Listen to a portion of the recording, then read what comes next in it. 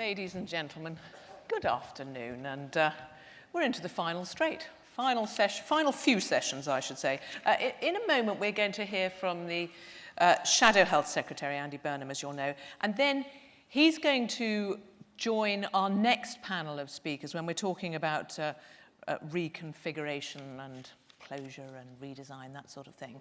So we'll hold off on questions until then, and after that we get the final few words, just the closing of the conference, literally for a couple of minutes, will be Michael O'Higgins, the NHS Confederation Chair. Can I just, at this stage, remind you about those evaluation forms? It's obvious, but it's really worth it to make this conference as good as it can be and as valuable to you. So please fill out those and hand them in at reception. But I'm going to hand over now to the former Health Secretary, who is, of course, now holding that role on the opposition benches. Please welcome Andy Burnham.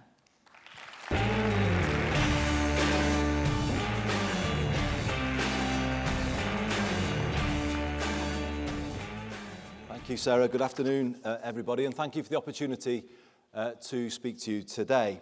In its first 15 years, the NHS Confederation has grown into an organisation of real influence, always a voice of reason and balance, an anchor in the frenetic healthcare debate, but strong when it needs to be, unifying the NHS. Huge achievements, and of course, all down to the year I spent as its parliamentary officer in 1998.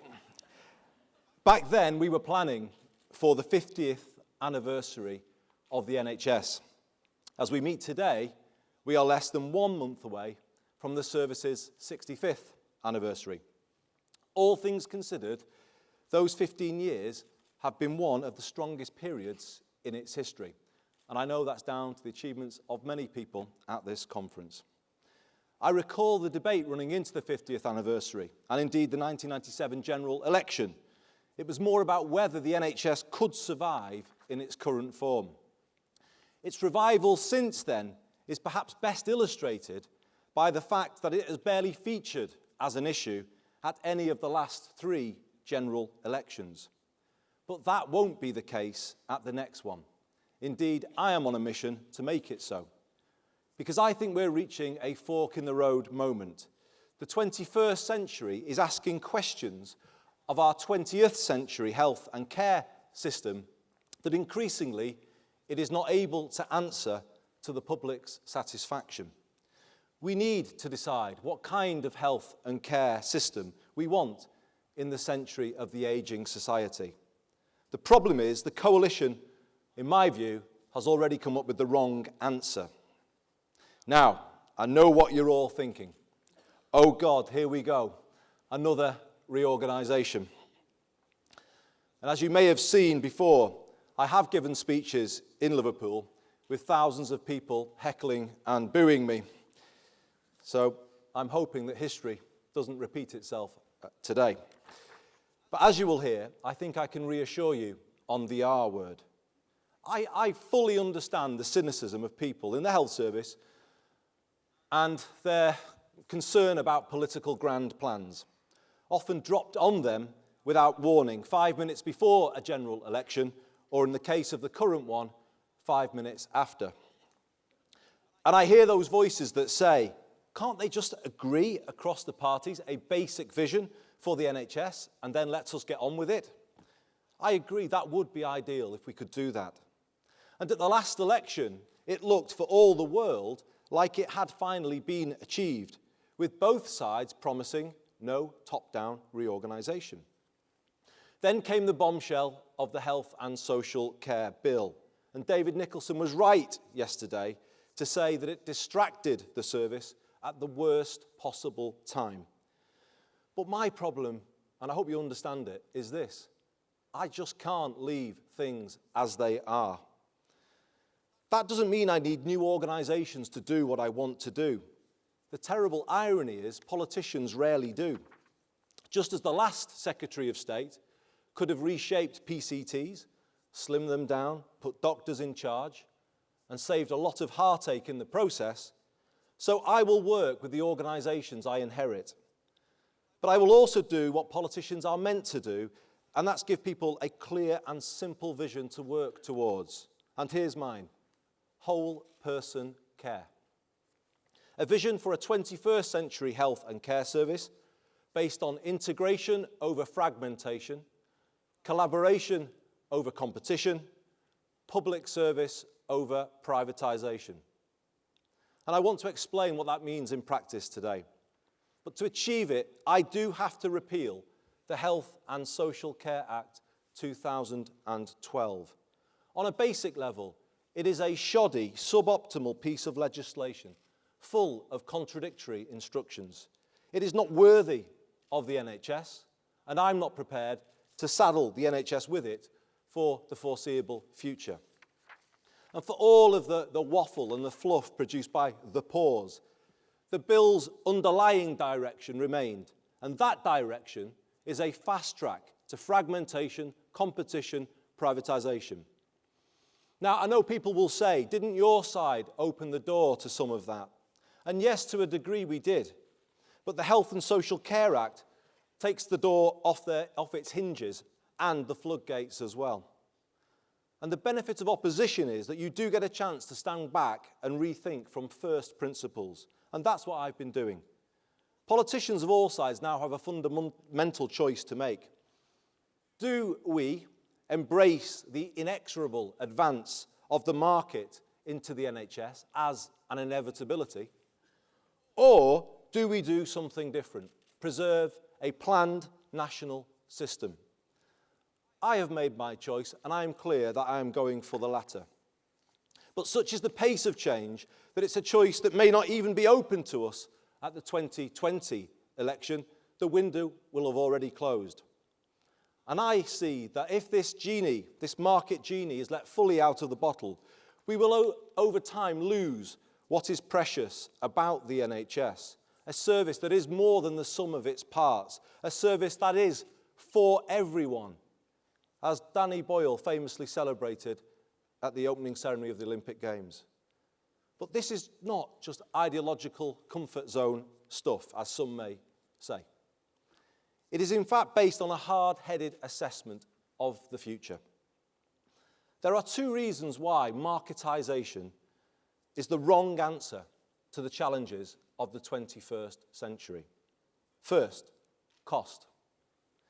All the evidence from around the world tells us that market-based health and care systems end up costing more, not less, than planned systems.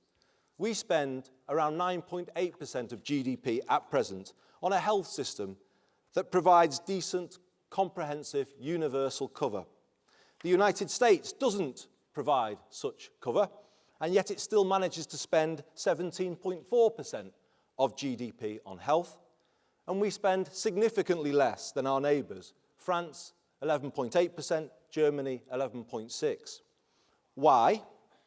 It's because of the ability to plan at a national level, to set what can be afforded in terms of treatment standards, staff costs, to organise how complex, expensive, specialist services should best be located. That is what makes our system inherently efficient, that ability to plan.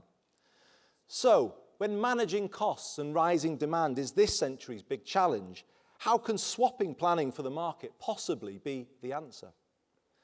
But there is a more fundamental human reason why markets are not the way to go.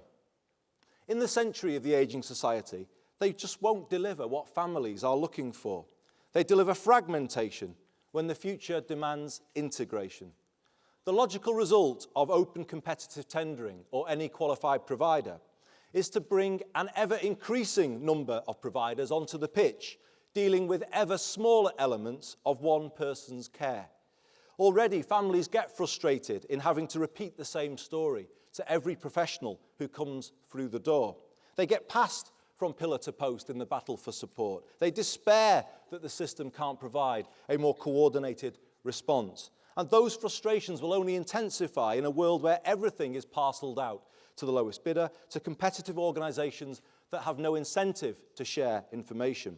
So markets in health have a large financial and human cost, but they may also prevent other barriers to the best care. Coming out of the Francis report, all the emphasis, rightly, must be on maximum openness and transparency.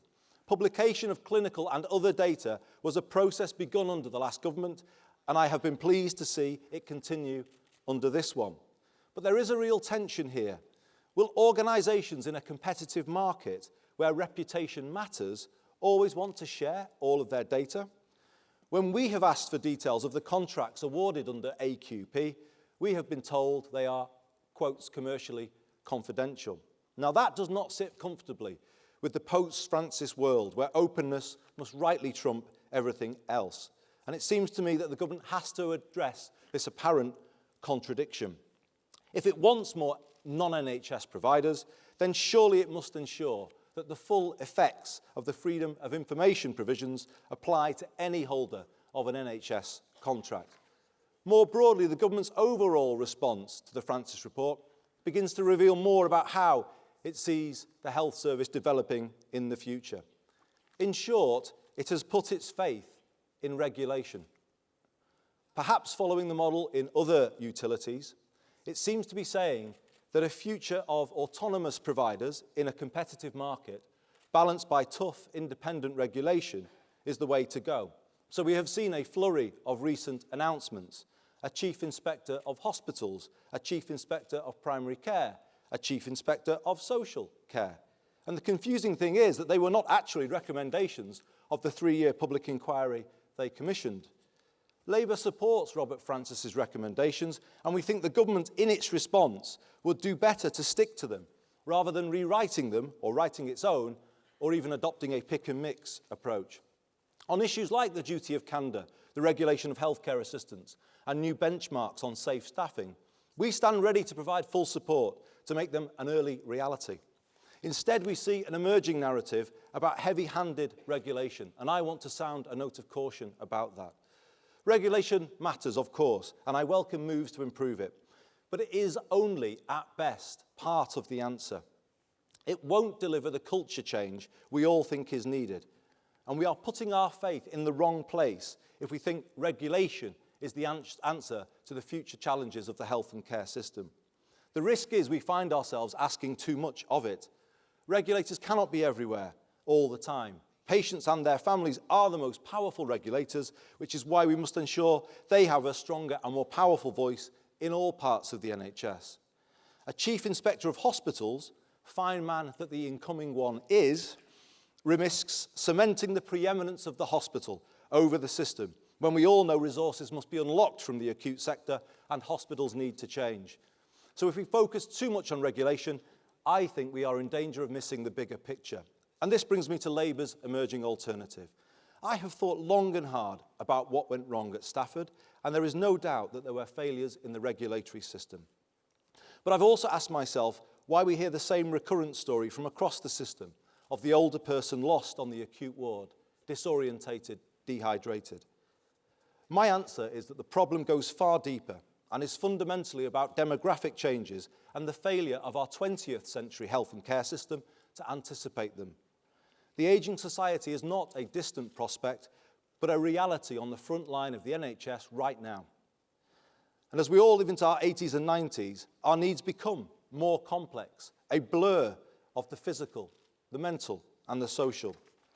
And yet in England today, we are still trying to meet one person's needs through 3 separate services based on the physical, the mental, and the social. If you find yourself in any part of this system, it is likely that only some of your needs are being properly met. People with serious mental health problems who spend long periods of their life in mental health settings often have their physical health neglected, which explains the shocking statistic that they are likely to die 15 years younger than everyone else.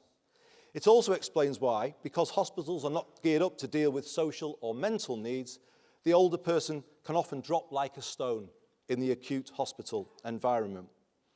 And the problem we've got now is that if we do nothing and leave the status quo in place, this problem will only get worse and worse as our hospitals become ever more full of desperately frail older people. That's because our 20th century system has no real incentive to invest in prevention. Social care is the preventative, human side of care. A bit of help with the tasks of daily living, getting up and about, means you can delay the day you need more expensive medical support. But the social care side of care was left out of the original NHS settlement. And that explains why, for all the talk from people like me over many years, prevention never truly has been in the DNA of the NHS. It remains a treatment service, there to pick up the pieces when people fail at home. But the trouble is that support at home is increasingly being withdrawn. Council budgets are under intense pressure, and their main imperative is to keep the council tax down. And they now have an inadequate budget, which is being stretched ever more thinly as the population ages. The net result of this is huge disinvestment from the social care system over a long period of time, and a cost-cutting, contracting out culture that has seen standards fall. I put this to you all. Will we ever get the standards of care we aspire to for our own parents, or indeed for anybody's parents, from a malnourished, minimum wage social care system where care is delivered in 10-minute slots with barely time to make a cup of tea, let alone exchange a meaningful word? And surely looking after someone else's parents is the highest calling that a young person could answer, rather than the lowest, as we seem to be saying today. Councils having an incentive to disinvest creates another problem: the powerful pull of funds into the acute sector. Hospitals are still paid by how many people come through the door, so the flow of funds goes in the wrong direction, towards the most expensive end of this business. If we do nothing, we will pay for failure on a grand scale. The last resort of the hospital, increasingly full of older people who really oughtn't to be there. Bad for them, bad for the nurses who find the pressure increasingly intolerable, bad for the taxpayers paying for unnecessary, expensive bed days. So we have to do something different. We must turn this system on its head. And that will only happen when we have one service and one budget that sees the whole person responsible for the full spectrum of care from home to hospital. I'm not talking about a little bit of integration, as someone said yesterday, but full integration, merger of health and social care. We will continue only talking a good game about integration if we don't crack the finances and get the financial system working to support integration. Currently, it's working against it. And we need to create an incentive to provide the highest quality home-based support. One service, one budget, one team, looking after the whole person. I see a world where the NHS takes on responsibility for coordinating the provision of social care, possibly on a year of care budget approach. Every area in England will need an integrated care organisation, providing for the physical, mental and social from home to hospital. I would like to see the DGH grow out of the hospital and into this role. And that's why the NHS preferred provider principle is at the heart of my approach. That doesn't for 1 second exclude a role for voluntary or independent sector organisations in a supporting capacity. But I think we will only get the service we want if we unlock the resources and expertise of the acute sector in the right way, a positive way, offering a future to them to grow into. Of course, there are big implications here for hospitals, and I am ready to face up to them. They will need to change. But this approach offers a more positive context in which that change can happen, moving resources over time out of those general medical beds and into better community provision. In the 21st century, the home, rather than the hospital, needs to be the default setting for care. An NHS in the lead on provision should be balanced by two things. First, families with more powerful rights than they have today. Second, by local government, taking a lead on commissioning through the Health and Wellbeing Board. On the first, choice and control are good things, essential things. And the realisation I have come to is that you can have more advanced notions of both in a more integrated system rather than in a competitive system.